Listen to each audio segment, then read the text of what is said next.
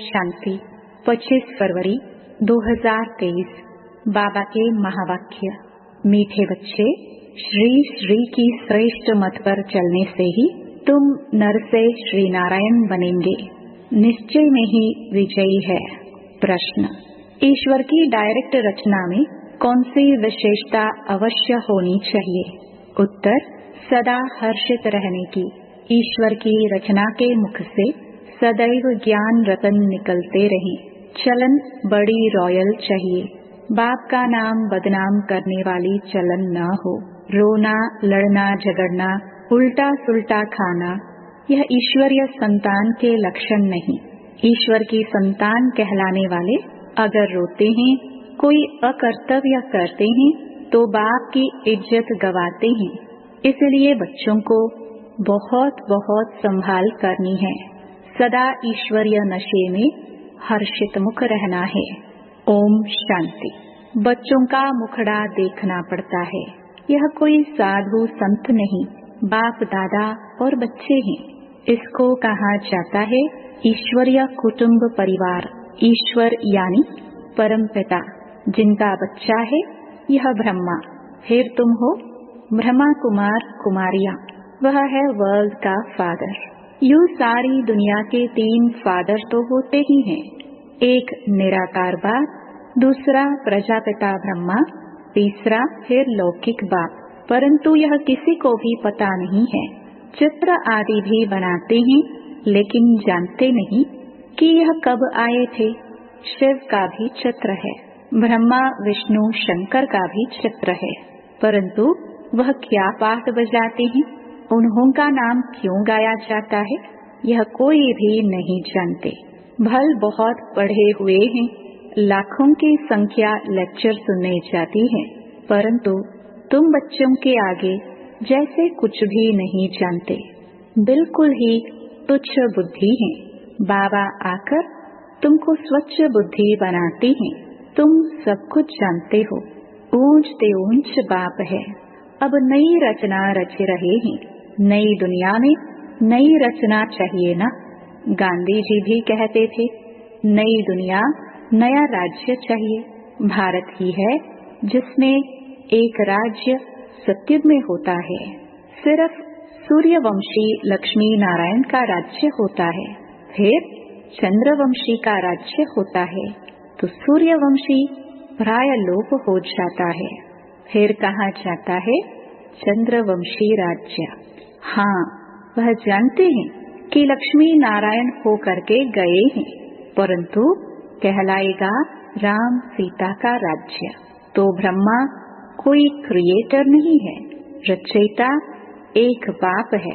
शिव बाबा रचता आते हैं, आकर बतलाते हैं कि मैं कैसे नई रचना रच रहा हूँ।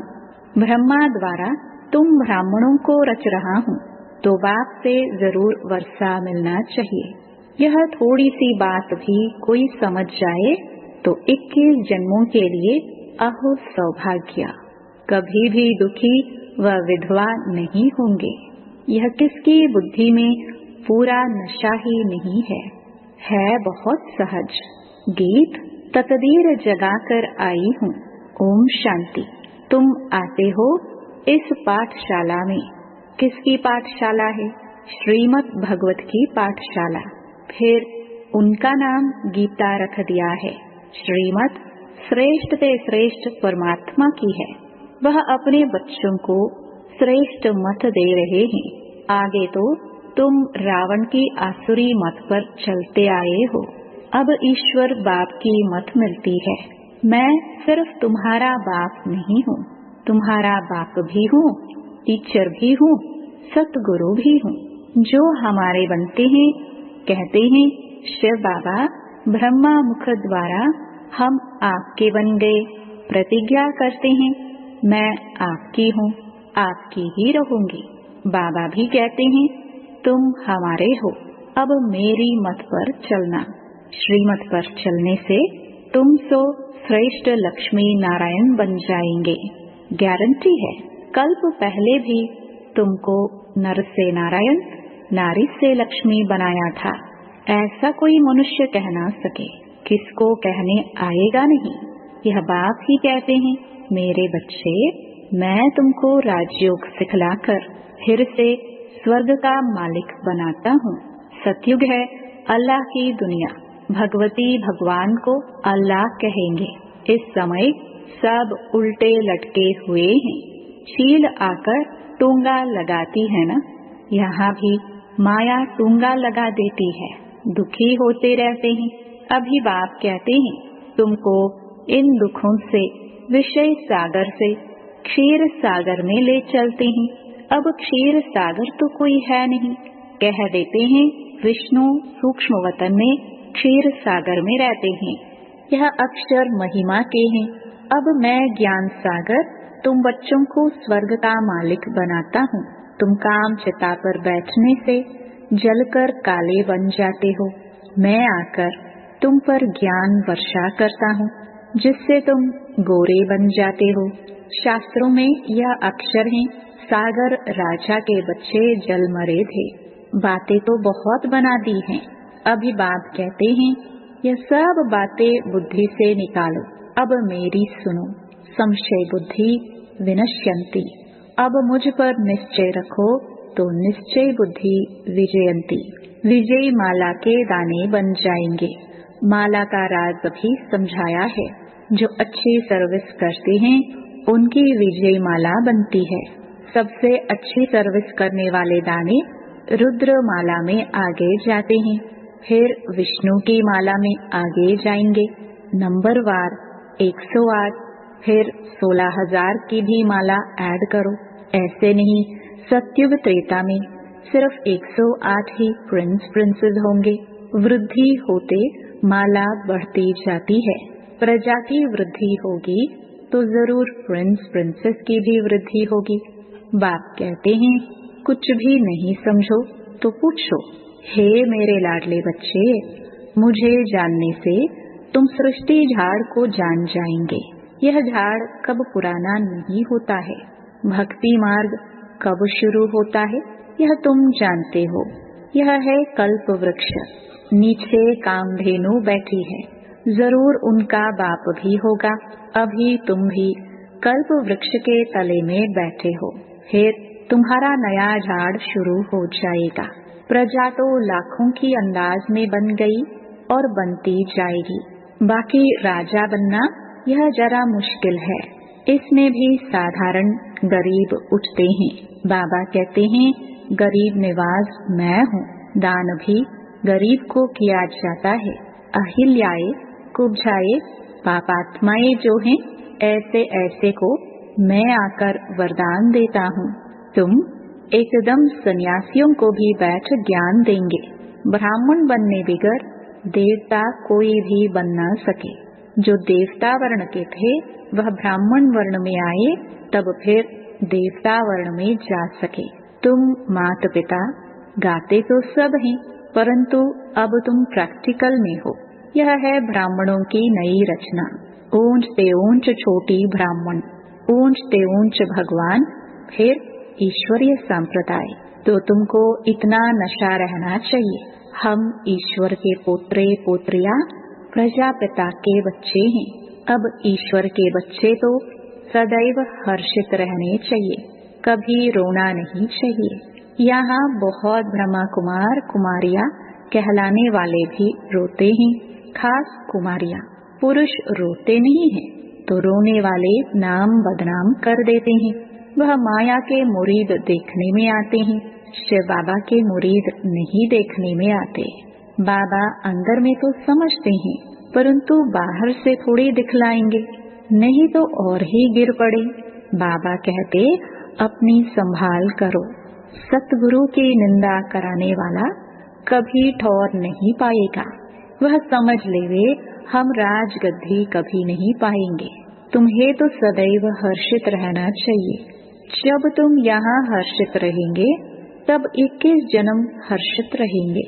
भाषण करना कोई बड़ी बात नहीं, वह तो बहुत सहज है। श्री कृष्ण जैसा बनना है तो अभी सदा हर्षित मुख रखो और मुख से रतन निकलते रहें। मुझ आत्मा को परमपिता परमात्मा का धन मिला है।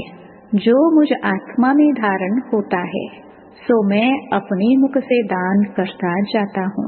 जैसे बाबा शरीर का लोन ले दान करते रहते हैं, ऐसी अवस्था चाहिए। बाबा बाहर से भल प्यार देते हैं, परंतु देखते हैं इनकी चलन बदनामी करने वाली है तो दिल में रहता है, यह ठौर नहीं पा सकेंगे। बाबा को उल्हने भी मिलते हैं। ईश्वरीय संतान फिर रोते क्यों? अबरू इज्जत तो यहाँ ईश्वर की जाएगी ना। रोते हैं, झगड़ते हैं, उल्टा सुल्टा खाते हैं, देवताएं रोते तो भी और बात, यह तो डायरेक्ट ईश्वर की संतान रोते हैं तो क्या गति होगी। ऐसा अकर्तव्य कार्य नहीं होना चाहिए जो बाप की अबरू गवाए। हर बात में संभाल चाहिए। तुमको ईश्वर पढ़ाते हैं। इस समय तो जितने मनुष्य उतनी मतें हैं, एक न मिले दूसरे से। तो बाप समझाते हैं, यहाँ तुम बैठे हो अपनी ऊंच ते ऊंच तकदीर बनाने।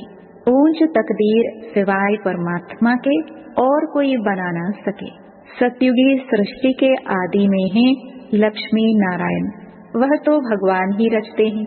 उसने लक्ष्मी नारायण को राज्य कैसे दिया, यथा राजा रानी तथा प्रजा कैसे हुई, यह कोई नहीं जानते। बाबा समझाते हैं, कल्प के संगम युग पर ही मैं आकर लक्ष्मी नारायण का राज्य स्थापन करता हूँ। बाप कहते हैं, तुमको राज तिलक दे रहा हूँ। मैं स्वर्ग का रचयिता तुमको राज तिलक नहीं दूंगा तो कौन देगा। कहते हैं ना तुलसीदास चंदन घिसे, यह बात यहाँ की है। वास्तव में राम शिव बाबा है, चंदन घिसने की बात नहीं है। अंदर बुद्धि से बाप को और वर्षे को याद करो, मायापुरी को भूलो। इनमें अथाह दुख है, यह कब्रिस्तान है। मीठे बाबा और मीठे सुखधाम को याद करो। यह दुनिया तो खत्म होनी है। विदेशों में तो बॉम्ब आदि गिराएंगे तो सब मकान गिर जाएंगे। सबको मरना है, किचड़ पट्टी खलास होनी है। देवताए किचड़ पट्टी में नहीं रहते हैं। लक्ष्मी का आह्वान करते हैं तो सफाई आदि करते हैं ना। अब लक्ष्मी नारायण आएंगे तो सारी सृष्टि साफ हो जाएगी और सब खंड खत्म हो जाएंगे। फिर देवताए आएंगे, वह आकर अपने महल बनाएंगे। बॉम्बे इतनी थी नहीं, गावड़ा था। अब देखो क्या बन गया है। तो फिर ऐसा होगा और खंड नहीं रहेंगे। सतयुग में खारे पानी पर गांव नहीं होते हैं, मीठी नदियों पर होते हैं। फिर धीरे धीरे वृद्धि को पाते हैं। मद्रास आदि होते नहीं, वृंदावन गोकुल आदि नदियों पर रहते हैं। वैकुंठ के महल वहाँ दिखाते हैं।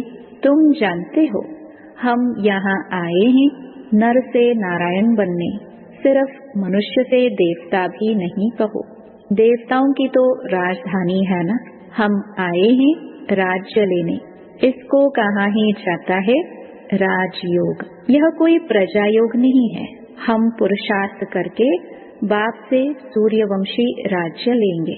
बच्चों से रोज पूछना चाहिए कि कोई भूल चुक तो नहीं की, किसको दुख तो नहीं दिया, डिससर्विस तो नहीं की, थोड़ी सर्विस में थक नहीं जाना चाहिए। पूछना चाहिए सारा दिन क्या किया। झूठ बोलेंगे तो गिर पड़ेंगे। शिव बाबा से कुछ छिप न सके, ऐसा मत समझना। कौन देखता है? शिव बाबा तो झट जान जाएगा। मुफ्त अपनी सत्यानाश करेंगे। सच बताना चाहिए, तब ही सतयुग में नाच करते रहेंगे। सच तो बिठो नच। खुशी में बहुत हर्षित मुख रहना चाहिए। देखो स्त्री पुरुष हैं, एक के सौभाग्य में स्वर्ग की बादशाही हो, दूसरे के भाग्य में नहीं भी हो सकती है। कोई का सौभाग्य है जो दोनों हथियाला बांधते। हम ज्ञान छता पर बैठ इकट्ठे जाएंगे। तुम बच्चे जगदम्बा माँ की बायोग्राफी को जानते हो और कोई 84 जन्म मानेंगे नहीं। उनको भुजाएं बहुत दे दी हैं तो मनुष्य समझेंगे यह तो देवता हैं, जन्म मरण रहित हैं। अरे चित्र तो मनुष्यों का है ना, इतनी बाहें तो होती नहीं। विष्णु को भी 4 भुजाएं दिखाते हैं प्रवृत्ति को सिद्ध करने के लिए। यहाँ तो 2 भुजाएं ही होती हैं। मनुष्यों ने फिर नारायण को 4 भुजा, लक्ष्मी को 2 भुजाएं दी हैं। कहाँ फिर लक्ष्मी को 4 भुजाएं दी हैं? नारायण को सांवरा, लक्ष्मी को गोरा बना दिया है। कारण का कुछ भी पता नहीं पड़ता। तुम अभी जानते हो, देवताए जो गोरे थे, द्वापर में आकर जब कामचिता पर बैठते हैं तो आत्मा काली बन जाती है। फिर बाप आकर उनसे काले से गोरा बनाते हैं। अच्छा, मीठे मीठे सिखिलदे बच्चों प्रति माता पिता बाप दादा का याद प्यार और गुड मॉर्निंग। रूहानी बाप की रूहानी बच्चों को नमस्ते। धारणा के लिए मुख्य सार। पहला, मीठे बाबा और मीठे सुखधाम को याद करना है। इस मायापुरी को बुद्धि से भूल जाना है। दूसरा, सर्विस में कभी थकना नहीं है। विजय माला में आने के लिए अथक हो सर्विस करनी है। शिव बाबा से सच्चा रहना है। कोई भूल चूक नहीं करनी है। किसी को दुख नहीं देना है। वरदान, एक के पाठ द्वारा निराकार आकार को साकार में अनुभव करने वाले वरदानी मूर्त भव। सिर्फ एक का पाठ पक्का करके वरदाता को राजी कर लो तो अमृत वेले से रात तक हर दिनचर्या के कर्म में वरदानों से ही पलते चलते उड़ते रहेंगे। वह एक का पाठ है, एक बल, एक भरोसा, एक मत, एक रस, एकता और एकांत प्रिय। यह एक शब्द ही बाप को प्रिय है। जो इस एक का पाठ पक्का कर लेते हैं उन्हें कभी मुश्किल का अनुभव नहीं होता। ऐसी वरदानी आत्मा को विशेष वरदान प्राप्त होता है, इसलिए वे निराकार आकार को जैसे साकार अनुभव करते हैं। स्लोगन, किसी से किनारा करके अपनी अवस्था बनाने के बजाय सर्व का सहारा बनो। ओम शांति।